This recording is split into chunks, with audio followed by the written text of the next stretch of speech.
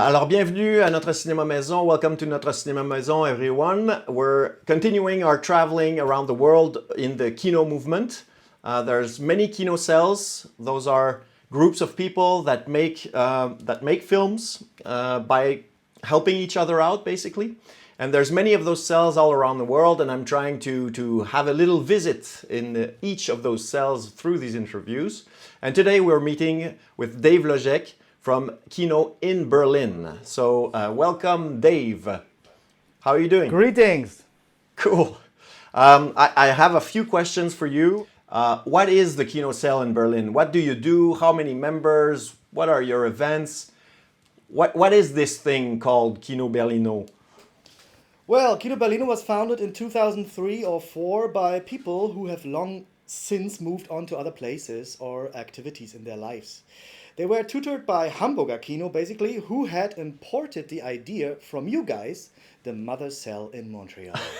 Yeah. So I joined in 2005 as participant and have been helming this thing since 2007, roughly. And like all the other groups in Europe, the whole thing in Berlin went through an evolution of several generations of talents and organizers. So nobody from the originals has remained.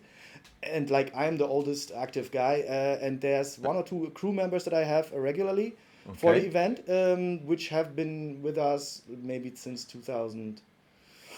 So you've been there for 15 years now, am I right? Longer, yeah. Longer than that. Okay. Wow, that's nice. You know, I'm still on the board here in Montreal, and it's my 22nd year, so it's pretty. You know, it's comparable. And what, let's say, like a typical year.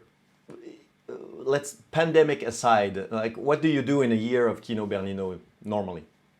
So before the pandemic, we had two main things. One was the monthly open cinema screenings, which we host in the oldest active cinema of Germany. It's called Movimiento, but it's written like Movimiento. It's a misspelling of the word movimiento in Spanish, I think.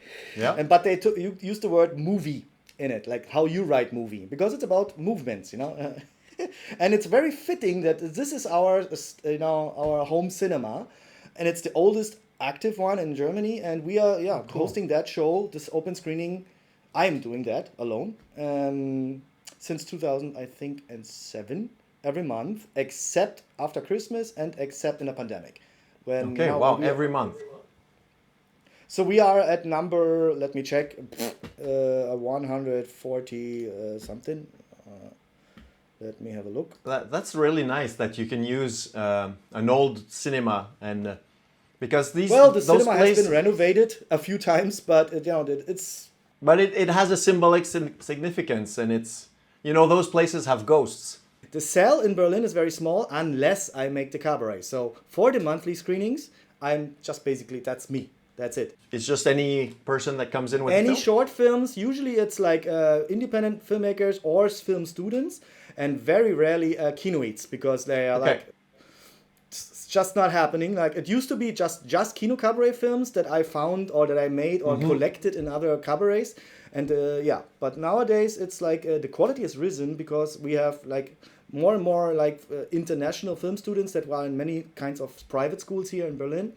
Yeah. They are coming and they're using this forum finally after I've like worked so long for them to to notice us.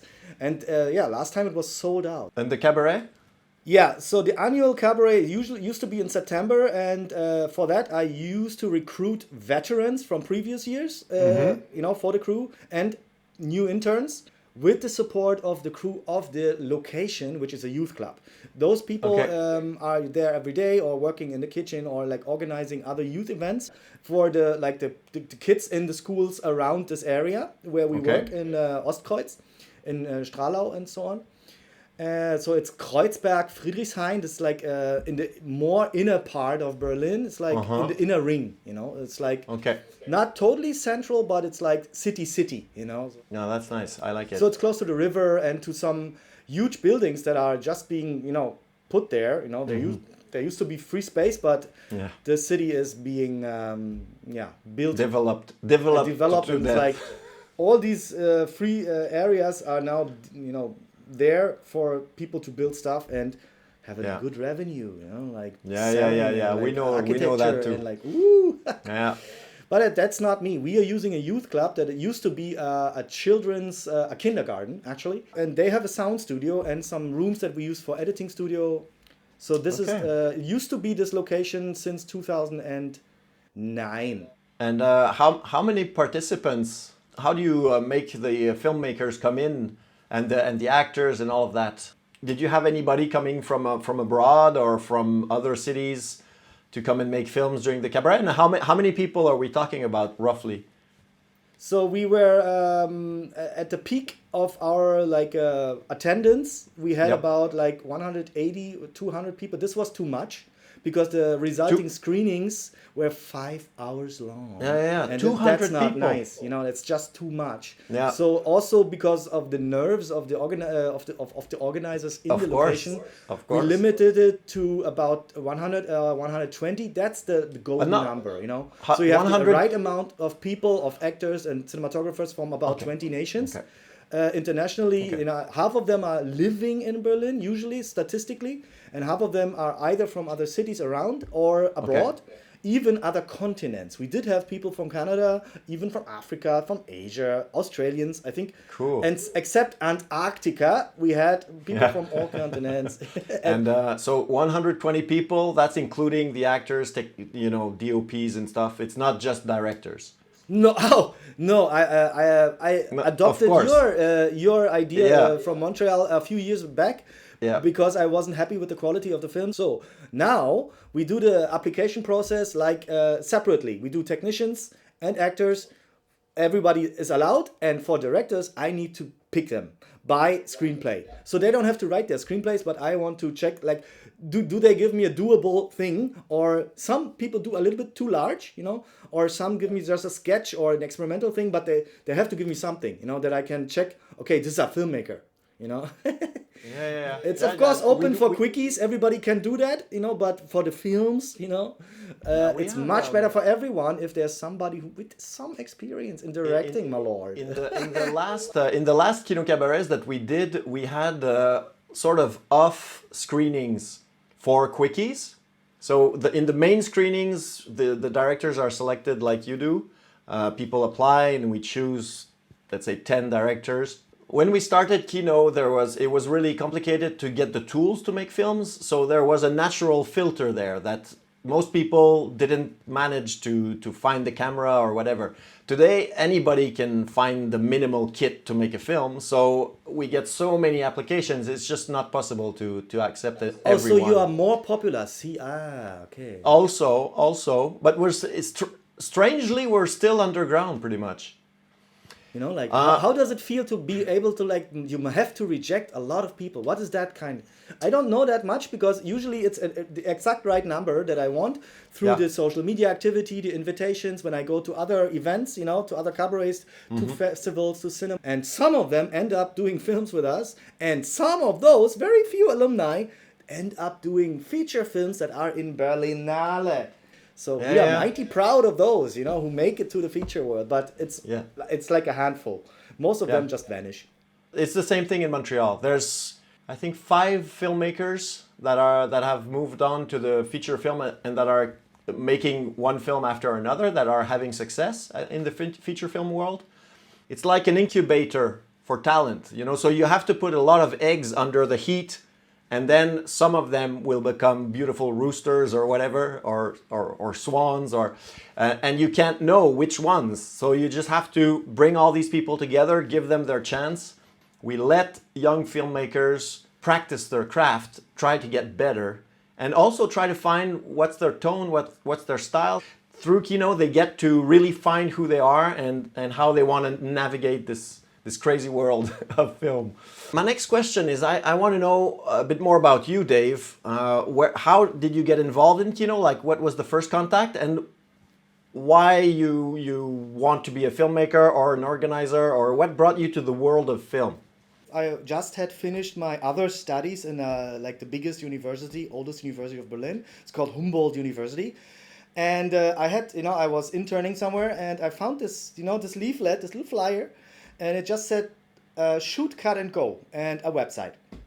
So I didn't know anything about the short film world, this big short film festival called Interfilm, the biggest one, that used to be the biggest one in the world, this Interfilm there. And now, that has shifted. But at the time, in 2005, this was a little seminar encased by that huge festival, not unlike the first Hamburger Kino, which was also encased in the Hamburg Short Film Festival, where you people, dropped the mic, and from there on, it's just legend. So I found this flyer. I had a camera already, like a little mini DV camera at the time. I had I think I might have had it for a year or something. And yeah, so I found this thing. I didn't know what it is. I went there, and 2 days after, I was a director. I had directed. Yes. Yeah, incredible. And from then now, I have counted, of course. Statistics are very important. I have done 101 Kino Kabarets, right? Wow, and I've that's also, quite the like record. you guys, have seeded. I have thrown the seed. I have instructed my own interns and other people in other events who have talked to me. Let's say somebody in Prague. No, the story goes like this. Somebody in Vienna at Kino 5 talked to me. And 1 year after, or less, there was a Kino Kabaret in Prague in Czech Republic. There were people from Dublin in Ireland, and which then, through talking to me, now there's a Kino Kabaret in Dublin, Kino D, which is also like the second or third generation of organizers. So, and we have seated in Graz in Austria, and maybe others, and in Poland, Lublin and Warsaw, we have helped and supported. And so people come to us, they see it, like they come to you, and suddenly in their own home cities, these things spring up. And we go there, or I personally go there, and make a new film in that place because I know them. And it's nice. And it's very different. Each location is different. Every group is... Some organize just alone with 1 or 2 interns, but it's just this one person. And some others have stable groups. And some others, again, evolution kind of groups. And also... not nice things happen. It's not all beautiful, right? Stuff happens, that interpersonal stuff. No. It's an adventure. Animosities, it's an adventure emotions come up, and then stuff splits, or people move on. Can you tell us what you like about the way these films are done, or just anything that really attracted you to this way of organizing and making films? Well, I have written in my official biography about this, but it's not really so clear. Probably because I grew up with television. I was socialized on television and cinema. And before I even made any films, I have counted my old tickets for cinemas that I used to attend when I was a student, a normal student. I studied English and culture, right, in my university. So these tickets amounted to 5,000 euros. Or German marks at the time. So you can imagine, I invested a lot of money in going to the cinema. Now, since a few decades, I have the opportunity to go to press screenings, cinema for free, with a drink for free. That's great. So I've been watching cinema films at my home apartment. You don't see it right now, but behind the camera, there's a whole rack of thousands and thousands of catalogs and press screening materials, where the press is supposed to write a critique about a film or make a radio cast or something. Cinema has become my habitat. It's not for nothing that I put this on my mouse pad, right? It's good. Yeah. That's great. So so I get it. You really jumped into the soup and then never left the bowl. Well, it's it has also become the meaning of life, the question of life. The criticism about, or the finding out who you are and not knowing ever, and the first time you come on a set, it's different people, stuff breaks, it's not working, the actors aren't actors. That's often the case, and you haven't prepared it correctly, so it's your fault, right? Yes. And I wonder, because you keep that list of all the cabarets in Europe. The calendar, yes, the KinoKabaret.org. We'll put it in the links, in the... Absolutely. And when did you start doing that? And did you do it just because you wanted to help out all these seeds that you had sown?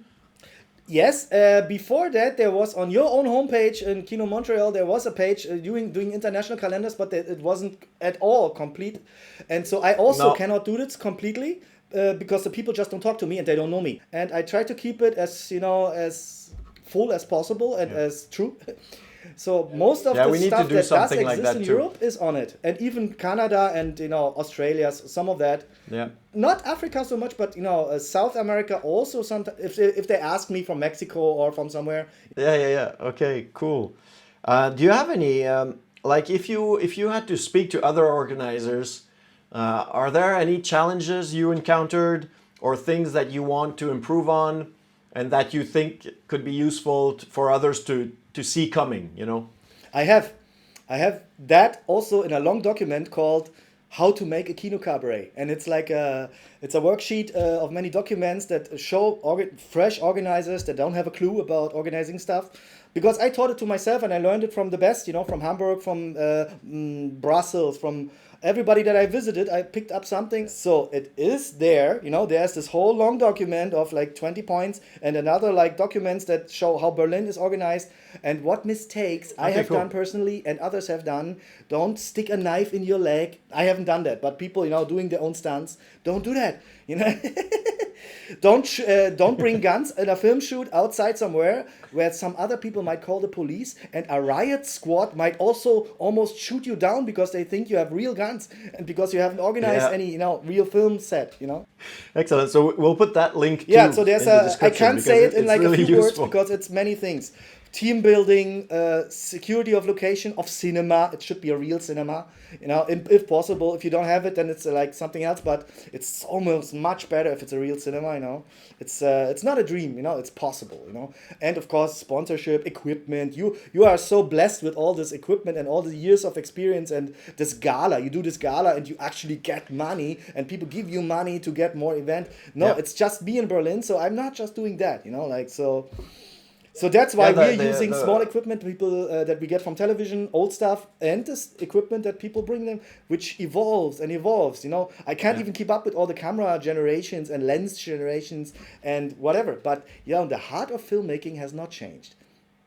Making it doable, absolutely. Directing a few actors in one location, focus, rehearse, all the stuff that you pick up, and sometimes it works, but it's luck. It's 99% luck, haphazard stuff. If you work like this, if you don't have money, preparation, good stuff, you take what you get, absolutely. And it's still good. It's still nice. Well, that's great. And because sometimes when I do cabarets, if I have a script that I like and I really want to get through with the script and have the result that I expect, it's true that you really need to be realistic with the script and to prepare immensely because it's going to go really fast once you get producing. But sometimes there's also another way to do films and cabarets, and I've done some of those too, and some of them have turned out really good. It's more really to like a sketch for an artist. So it's really to go into the improvisational aspect of it, where you find people that you want to work with, you find good actors, you find some good technicians that you're really gelling with, and then you have a few ideas, you develop the script with them, and then you shoot it.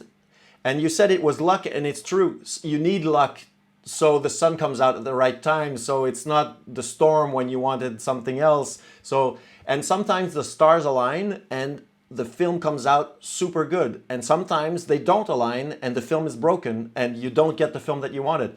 And that's just part of the adventure of a cabaret. I consider from the filmography maybe just like the 40 best ones of the 172 that I made, and the rest are just like beginning exercise experiments. Exactly. The process that you described, I have symbolized it here for you. Like this upper one, it did have a screenplay, I put here the French title, Je vends de futur or something. Can you read it? No. Yeah, I can read it. Yeah.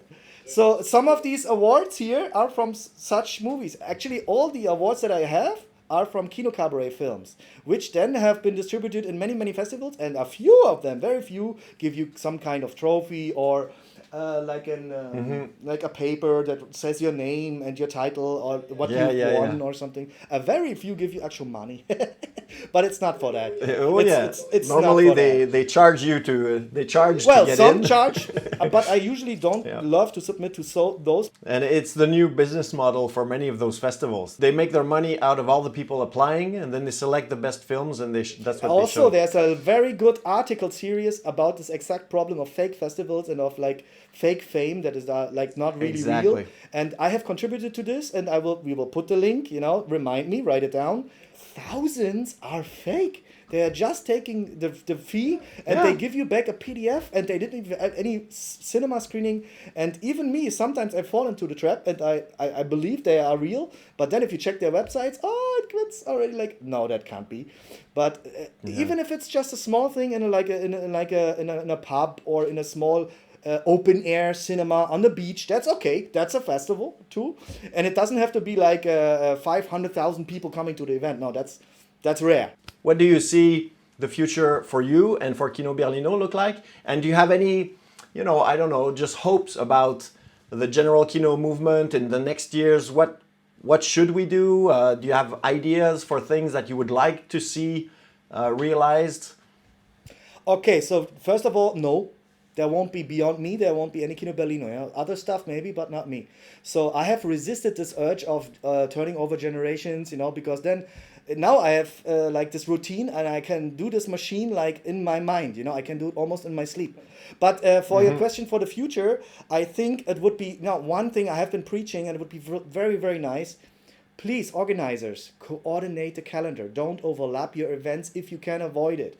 If you know Berlin is in September, don't do your thing on the same time. Of course, you need to do it in your city when you can. But so that would be one thing. Yeah, be aware. Please coordinate centrally, so we all know where we are at, and stay if you can. Of course, calendars move, life happens, pandemics happen, national catastrophes. Yeah. As you said, nothing is permanent. Yeah, there's nothing permanent. But and did you have anything else that you wanted to talk about? Well, yes. I haven't seen half of what exists in this little niche, in this bubble of Kino. I don't even know the French-speaking world at all. Or there's many now, or several in Spain. And some of them asked me, I gave them the guide. They were they came from, they participated in Berlin, they were alumni. So they remember me, we have social media contact, so I give them, and they build. Or they ask me, put me in the calendar, I put them in the calendar. And some of them give me films so I can show them in the cinema also. Or some of them come here and present, and that's even better. That's the best, if you meet people from somewhere else, and they show you what they've done, and it's nice. It doesn't matter if it's experiment, music video, drama. Really, the genre doesn't matter. It's just the people and their work in the cinema where they belong. This is the culture that I further, and I want to keep doing it. And I encourage new groups. If you do monthly screenings, you can recruit locals. You need these locals not only to make films and to give you support, but also to host the foreigners. And to go with them and make films overnight and be totally stressed out and like gray in the face. It belongs to that. But this, this atmosphere of like liberty and like carelessness that was in the, in the early 2000s and 2010 years.